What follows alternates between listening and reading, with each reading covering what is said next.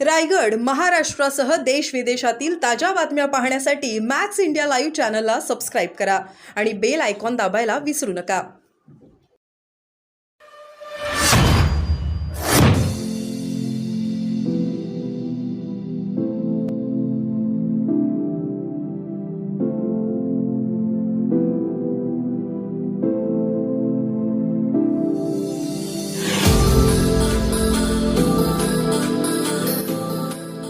नारायण पहिल्यांदा लोकसभेच्या रिंगणात आहेत आणि भाजप देखील कमळ चिन्हावर पहिल्यांदा निवडणूक लढते. काय सांगा? बघा, भाजप असेल किंवा शिवसेना असेल, महाराष्ट्रातली लोक याच्याकडे युती म्हणून बघतात आणि त्याच्यामुळे चिन्ह कुठलंही असलं तरी महायुती म्हणूनच मतदान होत असतं. त्याच्यामुळे जास्तीत जास्त मतं ही नारायण राणेसाहेबांना मिळतील आणि नारायण राणेसाहेब लाखो मतांच्या फरकाने या ठिकाणी विजयी होतील. प्रतिसाद कसा मिळेल या सभेला? या सभेला प्रतिसाद अतिशय चांगला आहे. आपण बघितलं की लांब गाड्या पार्क करून या ठिकाणी यायला लागतं. त्याच्यामुळे थोड्याच वेळामध्ये हे जे भव्य असं या ठिकाणी सभागृह उभारलेलं आहे, पेंडॉल उभारलेला आहे, थोड्याच वेळामध्ये फुल होईल. मुख्यमंत्री देवेंद्र फडणवीस सभेला संबोधित करणार आहेत. कशा पद्धतीचं विकासाचं विजन वगैरे काय असेल? मुळात आपण लक्षात घेतलं पाहिजे की महाराष्ट्राचं इन्फ्रास्ट्रक्चर उभं करण्यामध्ये खूप मोठा वाटा हा देवेंद्रजींचा राहिलेला आहे.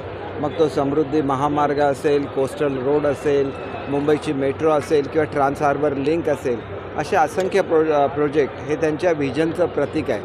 आणि त्यांच्या खांद्याला खांदा लावून एकनाथ शिंदेजींनी या सर्व प्रोजेक्टवर काम केलेलं आहे.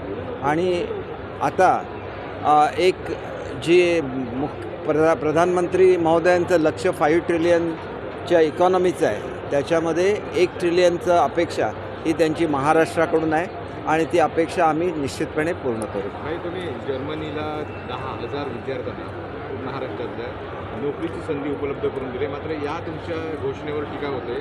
वैभव नाईक यांनी म्हटलं की जर जर्मनीला पाठवायचं असेल तर नारायण राणेच्या दोन्ही मुलांना पाठवा, त्यामुळे इथे रोजगार उपलब्ध होईल. प्रत्येक गोष्टीबद्दल कुत्सिक बोलून महाराष्ट्राचा विकास होत नाही. 10,000 मुलं नाही तर एकंदर बेडन युटनबर्ग या स्टेटबरोबर आमचा जो करार झालेला आहे हा सरकारबरोबर झालेला करार आहे आणि तो लेखी स्वरूपाचा करार आहे. एकंदरीत जे नोकऱ्याचा अंदाज आम्हाला सांगण्यात आलेला आहे हा 4 लाख नोकऱ्या आहेत आणि त्याला जो पगार आहे तो इथल्या 10 पटीने पगार आहे. म्हणजे इथल्या नर्सला जर 35,000 रुपये पगार असेल तर तिला तिथं 3.5 लाख मिळणार आहेत. इथल्या ड्रायव्हरला जर 30,000 पगार असेल तर त्याला 3 लाख रुपये महिन्याला पगार मिळणार आहे. त्यांना जर्मन भाषा शिकवायला लागेल, तिथली टेक्नॉलॉजी शिकवायला लागेल आणि त्या प्रक्रियेला सुरुवात झाली आणि महाराष्ट्राची एकंदर 6 डिपार्टमेंट याच्यावर काम करत आहेत. वैभवजी स्थानिक पातळीवर गावागावामध्ये काम करण्यावर त्यांचा अधिक भर असतो.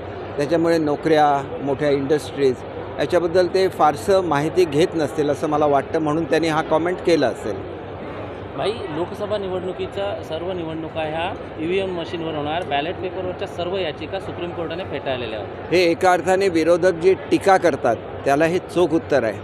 दुसरी गोष्ट, आत्ता येता मी यूट्यूबवर वाचलं की ज्या पद्धतीने आदित्य ठाकरेंनी कॉमेंट केलेलं आहे मुख्यमंत्री महोदयांनी, खोटं उत्कृष्ट कसं बोलावं याचा जिवंत नमुना हे आदित्य ठाकरे आहेत. आणि गोबेल्सची एक नीती असते, 10 वेळा खोटं बोला, 100 वेळा खोटं बोला, मग ते जनतेला खरं वाटायला लागेल. अशा तऱ्हेने खोटं बोलण्यामध्ये जर भारतामध्ये 1 नंबर काढला तर हे राजपुत्र 1 नंबरला जातील याची मला खात्री आहे.